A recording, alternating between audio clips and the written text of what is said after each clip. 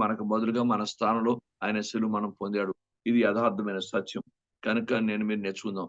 ప్రభువును ప్రేమించడం నేర్చుకుంటే, ప్రభువుకి ప్రాధాన్యత ఇవ్వడం నేర్చుకుంటే, అన్ని విషయాలు మన కుటుంబాల్లో సర్దుబాటు అవుతాయి. దేవునికి స్తోత్రం కలుగును గాక. మీకు అర్థమైందా? మనం ఎప్పుడు కూడా మన దగ్గర నేను మీరు కూడా జ్ఞాపకం చేసుకుందాం. దేవుని స్తోత్రం. అన్నీ బావుంటే ప్రభు తట్టు చూడం. ప్రభు తట్టు వినం. ఎంత హుషారుగా ఉంటాం, ఎంత దీనిగా ఉంటాం, ఎంత చలాగ్గా చేస్తాం. ఎంతో మనం ఎవరు మన పట్టలేరు. అలా ఉంటాం.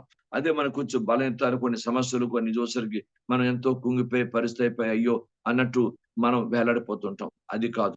మానవ జీవితం ఎప్పుడు కూడా క్రైస్తవ జీవితం బ్యాలెన్స్‌డ్‌గా ఉండాలి. కష్టం వచ్చినప్పుడు కుంగిపోయి, నేను సంతోషం వచ్చినప్పుడు పొంగిపోయే పరిస్థితి కాకుండా బ్యాలెన్స్‌గా ఉండాలి. ముందు మనం ప్రభువుని ప్రేమించి ఎప్పుడూ ఒకే రీతిలో దైవికంగా వాక్యానుసారంగా ప్రభువుని ప్రేమించే వ్యక్తులుగా నేను మీరు ఉండాలి. ఇది గొప్ప దైవికమైన భాగ్యం ఇది. దేవునికి స్తోత్రం. అలా ప్రేమించడం నేర్చుకుంటే అలా నేను మీరు మనకున్న పేతురు నీవు నన్ను వీరందరికంటే ఎక్కువ ప్రేమిస్తున్నావా అని అడిగాడు. అంటే అర్థం ఏంటి? వారు అక్కడున్న వారిలో గాని, కుటుంబంలో గాని అందరిలో కంటే నన్ను ఎక్కువ ప్రేమిస్తున్నావా అని అర్థం. మనం అలా ప్రేమించగలుగుతున్నామా అనేది మనం అర్థం చేసుకుందాం. పేతురుని అడిగిన ప్రభు నన్ను మిమ్మల్ని అడుగుతున్నాడు. నేను మిమ్మల్ని అలా ప్రేమిస్తున్నావా యేసయ్యని జాగ్రత్తగా గమనించుకోవాలి.